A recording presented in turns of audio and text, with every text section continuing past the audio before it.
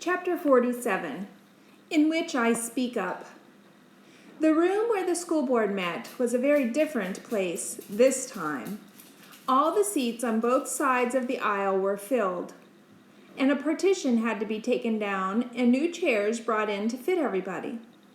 Most of the kids from my class were there with at least one of their parents, and I saw kids from other classes and other grades there too. 2 local camera crews were set up along the back wall, and they were already doing interviews with some of the kids who came. One of them recognized me when I came in with my family, but Dad put up a hand and said, "No comment." I did have a comment, lots of comments in fact, but I was saving them for the meeting. Mrs. Jones was there, wearing a big pink and white polka-dotted dress, and she broke away from an interview she was doing with a reporter to come over and swallow me in a giant hug. "Oh, Amy Ann, it's so good to see you," she said. I immediately teared up. "Mrs. Jones, I'm so sorry. I didn't mean to get you fired." "It's not your fault at all," Mrs. Jones said. "I couldn't go on the way things were much longer anyhow. I knew it was coming. I'm very proud of what you did, and I don't want you to regret it one bit. But I got in trouble. I got a lot of people in trouble." I said. "Well-behaved women seldom make history," Mrs. Jones said with a smile. "Consider this your first taste of behaving badly in the name of what's right." She hugged me again. "Are you planning on talking tonight?" she asked me. "I'm already signed up," I told her. She nodded her approval and then excused herself to go back to her interview.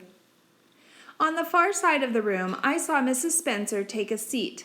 She was wearing another pretty skirt and jacket, light blue this time, and right beside her was Trey, wearing a tie. I couldn't believe it. He caught me looking at him and gave me a little thumbs-up sign where his mom couldn't see it. Rebecca ran up to me while our parents said hello to each other. She'd dressed up too. She was wearing gray slacks and a gray jacket with a white button-down shirt underneath. "You have a suit?" I asked. "Of course," Rebecca said. "Every lawyer needs a good suit." I was feeling distinctly underdressed. I was just wearing one of my sundresses with a ribbon tied around one of my braids. "You got yours?" Rebecca asked. I patted the backpack sitting in my chair. "Yep," I said. "You?" Rebecca hefted a big briefcase and smiled. The meeting was called to order, and Mom, Dad, Alexis, Angelina, and I found seats. Mom and Dad had decided to bring all of us, and Alexis in particular wasn't happy about it. She was missing ballet practice to be here, and she plopped herself down in her seat with her arms crossed to show us how she felt. She was a grouch, but after my blow-up last night, she at least wasn't complaining out loud about it. The school board read out what had happened last time, when I wasn't there, and talked about what they were going to talk about tonight. Then it was time for public comment. I took a deep breath. My name was first on the list. I'd made sure of it. I stood, my legs shaking worse than when I'd been called to the principal's office that first time, and my mom squeezed my hand in support. I hadn't been able to do this the first time I'd been to a school board meeting, but I was going to do it now. I nodded to Rebecca and Danny, and they stood to join me at the podium. Mrs. Spencer was shocked when Trey stood up and joined us too. "Only one speaker at a time, please," one of the school board members said. "I'll do all the talking then," I told them. My heart felt like it was in my throat, and it was hard to squeeze the words out past it. But it got easier the more I did it. "I'm Amy Ann Ollinger, President and Chief Librarian of the BBLL. "The BBLL?" a school board member asked. "The Band Books Locker Library." That caused a ripple of comment throughout the audience, and I could feel the bright lights of the television cameras on me. It was almost too much. I wanted to duck down underneath the podium and never come out again, but I clung to the side of it instead, using it to hold me up. The chairman of the school board banged his gavel for quiet. "We're not going to hear any more arguments for keeping removed books on the shelf," he told us. "We've already had that discussion." "No," I said. "We're not here to try to get those books back," I said. "We're here with more challenges." That was the cue. Danny, Trey, and I opened our backpacks, and Rebecca opened her briefcase. Each of us pulled out a huge pile of papers and carried them up to the round table at the front, stacking them on top of each other so they would look really impressive. Behind us, I could hear cameras snapping and more whispers and questions. "What is this?" the chairman asked. I went back to the microphone. "Request for reconsideration forms," I told him. "We think there are more books we shouldn't be able to read." The school board members started taking sheets from the big stack. Each one was for a different book. I'd made sure. "But there must be thousands of books here," one of them said. 7,541, I said. It wasn't every book in the library, not even half, but it had put a serious dent in the shelves. That number got a big response from the audience, and the chairman had to gavel them quiet again. "These are a joke," one of the school board members said. "You want to ban a math book?" "It has imaginary numbers in it," I said. "We're afraid that will encourage kids to have imaginary friends." The audience laughed, and I felt better about talking. My hands relaxed on the podium. "Here's one challenging the dictionary," said another board member. Danny leaned in on the microphone. "Oh, that book is full of dirty words." I looked all of them up. He turned to the cameras behind him, ran his fingers through his hair, and smiled a $1,000,000 smile. "Danny Purcell," he said. 2 N's, 2 L's. "Magic Tree House," said another board member. "Challenged for building code violations?" Mrs. Spencer stood in a huff. "Your Honors, this is clearly a joke. Can we move on?" My dad stood up. "Oh no," he said. "I work in construction and I've seen those books. That treehouse doesn't have any handrails, and you can see from the picture those floor joists aren't anywhere near 12 inches apart." That got another laugh and stirred everybody up again. "Mr. Chairman," Mrs. Spencer called over the ruckus. "Mr. Chairman, I move that these new challenges be ignored so we can get on to real business." "You can't make a motion during public comment," Rebecca said into the microphone. "Besides, she's not even supposed to be talking. You said only one speaker at a time." "And who are you?" the chairman asked. "Rebecca Zimmerman, legal counsel for the BBLL," Rebecca said importantly. "Then surely her time is up," Mrs. Spencer said. Chairman looked relieved. "It is up. I'm afraid you're going to have to take a seat, Miss Ollinger. It's—" He consulted his list and his voice turned weary.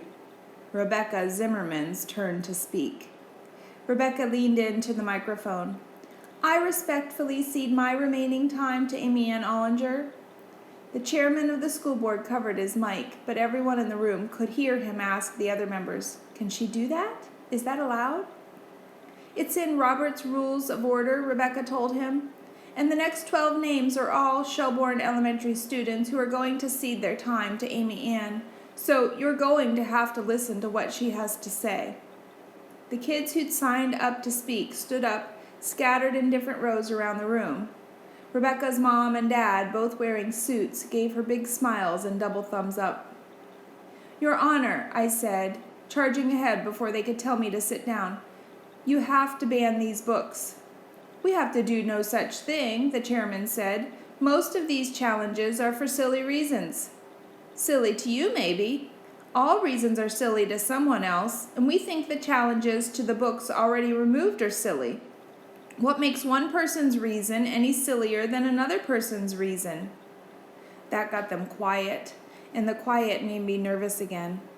I desperately wanted to suck on my braids, but I knew I couldn't, not here. I gripped the podium harder. "You took the Egypt game off the library shelves because one person didn't like the kids pretending to worship an Egyptian god. You took the Junie B. Jones books off the shelf because one person didn't like the way she talks. You took my favorite book in the whole wide world from the mixed-up files of Mrs. Basil Lee Frankenweiler, off the shelf because one person said it taught kids how to lie and cheat and run away from home, even though I never cheated on anything. I hoped they wouldn't notice that I'd left out lie and run away from home and pushed on. You can't have it both ways. If you banned those books because just one person had a problem with them, you have to ban all these books too, because we found one person who had a problem with each of them. And when you're done, there isn't going to be a single book left on the Shelbourne Elementary shelves. But I guess that's okay with you. The Wake County School Board doesn't want its students to read any books that scare them or teach them or entertain them or show them new things or make them sad or happy or shock them or open their minds, which is all of them. The room was dead quiet now, except for the hum of the TV cameras. The school board members looked pale under the fluorescent lights in the ceiling, or maybe that was because of the TV cameras too. Mrs. Spencer spoke up. She had never sat down. "This is silly," she said. "Those books were removed from the Shelbourne Elementary Library for a good reason, because they were harmful. Each and every one of them encouraged bad behavior of one kind or another. And I think we can all agree that none of us want an entire generation of Shelbourne Elementary students growing up to be menaces to society, just because some book they read in 4th grade showed them how." Rebecca was about to say something, probably to remind the school board that there was only supposed to be one speaker at a time. But I put a hand on her arm to stop her. "So all those books you challenged," I said to Mrs. Spencer, "if I read one of those, I would grow up to be a bad person?" "I'd say the chances are good, yes." I was ready for this. I could feel every eye in the room on me, waiting to hear what I would say, waiting for me, Amy Ann Ollinger, to speak up. "Mrs. Spencer, one of the first books you banned was Are You There, God? It's Me, Margaret. Have you ever read it?" One or two people in the room coughed. They knew the book talked about embarrassing stuff. Stuff you didn't talk about in a big room full of people. Stuff like the things that happen to a girl's body when she becomes a teenager. Mrs. Spencer blushed. "No, of course not." I looked right at her. "Are you sure?" Mrs. Spencer raised herself up. "I'm sure I didn't." "That's funny," I said, "because I've got this old date due card from the Shelbourne Elementary copy, and it's got your signature on here from 1982.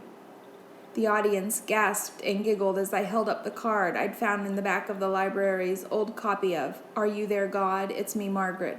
The color drained from Mrs. Spencer's face. "Well, I might have checked it out once, but when I saw what it was, I didn't read it," Mrs. Spencer said. 5 times? I asked. That got a big laugh from the audience. The TV reporters were loving it. Mrs. Spencer looked sick, and she started to sit down. I didn't like what she'd done, and I wanted to fix it, but I didn't want to punish her. "Mrs. Spencer, wait," I said. "Mrs. Spencer, is it true you're on the North Carolina Art Museum Board?" Mrs. Spencer looked confused. Yes, I am." "And the Raleigh Race for the Cure Foundation Board?" "Yes." "And the North Carolina State Opera Society Board?" "Yes," she said, and my dad whistled a little cheer. "And you were the one who raised money for the new lower school playground at Shelbourne Elementary," I said. "Well, yes, there were a lot of people involved with that, but I oversaw it, yes." "Mrs. Spencer, would you say you're a good person?" I asked. Mrs. Spencer swallowed like she was trying not to cry. "Yes," she said, "I like to think so." "I think so too," I told her. "I think you grew up to be a very nice person, and a good mom, and a very good citizen, even though you read this book you said was so bad 5 times when you were in 5th grade. Probably because for all the amazing things books can do, they can't make you into a bad person." Mrs. Spencer sat down to wipe her eyes with a tissue. The room was quiet again, and everyone was still watching me. The chairman of the school board finally cleared his throat and spoke. "Miss Ollinger, do you have anything else?" Well, we do have a presentation about the First Amendment, drawn by our challenge response coordinator, Trey McBride, I said. The chairman held up a hand. I don't think we need that. One of the other school board members leaned toward her mic. I think perhaps we do, Stan. She motioned for Trey to bring them the pictures, and he handed out the presentation he and I had created for Mr. Vaughn's class. The school board passed them around respectfully. What's this one with the Pope lifting weights? One of them asked. The free exercise of religion, Trey told them. I gave him an exasperated look. What? He said. It still works. They can do whatever they want in church, even if it's jerks and squats. Thank you, Mr. McBride, said the lady who'd asked for the pictures. He collected them all and came back to the podium, and we waited.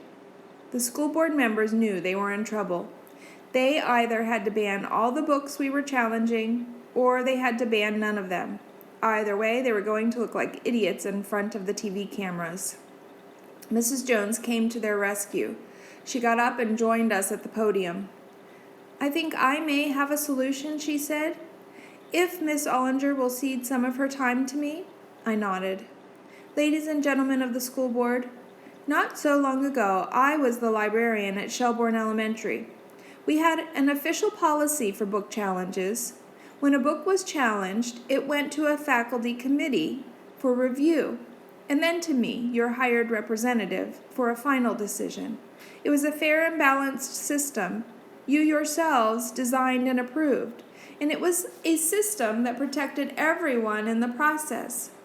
But none of the books that have been removed from the Shelbourne Elementary shelves ever went through that process, not one. One or two of the school board members started to understand where she was going, even if I didn't. All this trouble began when the official request for reconsideration policy was abandoned, and this board began arbitrarily removing books from the shelves. I humbly submit that we go back to the policy as set down in the school board's bylaws. In doing so, the books originally removed from the Shelbourne Elementary shelves will be returned pending a full review by the faculty committee and a final decision by the school librarian. Then, if it's determined that the books are inappropriate for students that age, they can be removed. And if not, Mrs. Jones trailed off, but we all knew what would happen, what was going to happen. The books would stay on the Shelbourne Elementary shelves, and everyone who had banned them to begin with would get a great big do-over. And this time, they wouldn't make the same mistake twice. Move to submit all challenged books through the reconsideration policy as set forth in the school board bylaws, one of the board members said. Second, 3 more of them said quickly. All those in favor? Asked the chairman. Aye, they all said quickly. He didn't even ask if there were any opposed. He banged his gavel and the room erupted in cheers. I grabbed up Danny and Trey and Rebecca in one big hug. I don't understand, Danny said. What's it mean? It means they made a motion during public comment time, which legally you're not supposed to do, Rebecca said. Oh, hush, I told her. I hopped up and down. It means we won.